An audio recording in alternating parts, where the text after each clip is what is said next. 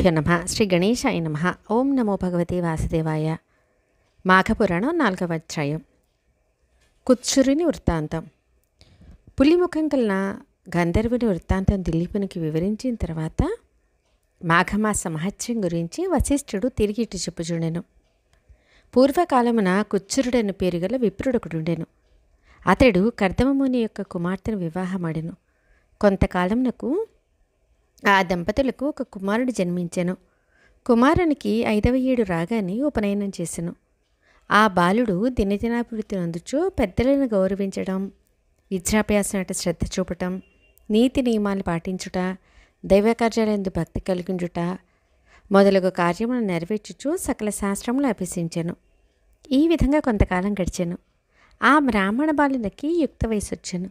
అతనికి దేశాటానికి పోవాలనే కోరిక కలిగి తీర్థయాత్రలకు బయలుదేరాను.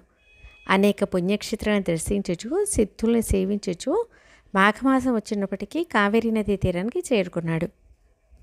నా పుణ్యఫలం కొలది ఈ మాఘమాసంలో నాకు కావేరీ స్నాన యోగం లభించింది, ఇది నా భాగ్యం అని ఆ విప్ర యువకుడు అనుకొని సంతృప్తి చెందాడు. మాఘమాసం అంతయు ఇచ్చటనే ఉండి అధిక ఫలమును సంపాదించేదను అని మనమున నిశ్చయించుకొని ఒక ఆశ్రమాన్ని నిర్మించుకొని నిత్యము ఆ నదిలో స్నానం చేయించు భక్తితో భగవంతుని సేవిస్తూనే అచ్చటనే కాలం గడుపుచుండెను.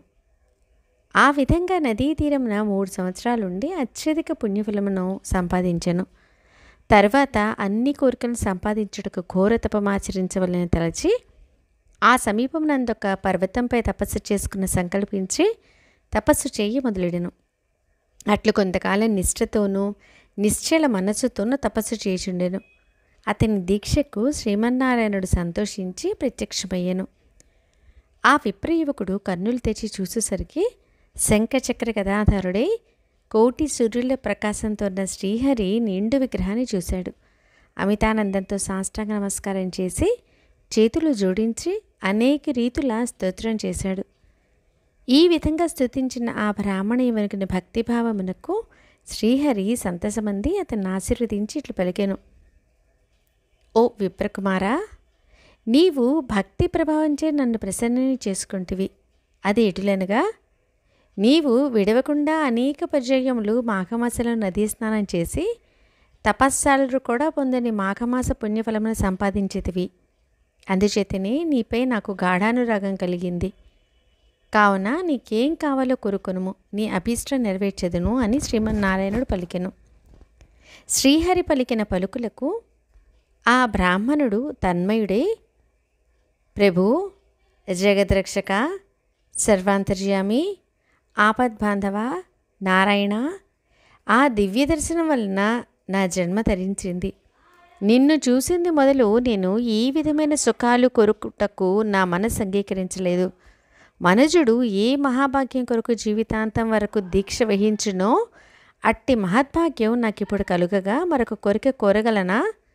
నాకు ఇంకేమీ అవసరం లేదు. కానీ మీ దివ్య దర్శనం నాకు ఎటులో కనిపించిందో అట్లనే అన్ని వేళలందు ఈ స్థలమందు భక్తులకు దర్శనమిచ్చుచుండవలెను. అదియే నా కోరిక అని ప్రార్థించాను. శ్రీహరి ఆ విప్రకుమార్ని కోరికను మన్నించి నీ అభీష్టం నెరవేర్చుదును కాక అని పలికి నాటి నుండి అచ్చటనే ఉండిపోయాను. కొంతకాలమునకు తల్లిదండ్రులను చూచుటకే తన గ్రామంకు వెళ్ళెను. చాలా దినములకు కుమారుడు వచ్చిన నీ వృత్తులై ఉన్న తల్లిదండ్రులు మిక్కిలి సంతోషించి కుశల ప్రశ్నలు అడిగిరి. ఓం నమో భగవతే వాసుదేవాయ. 4వ అధ్యాయం సంపూర్ణం.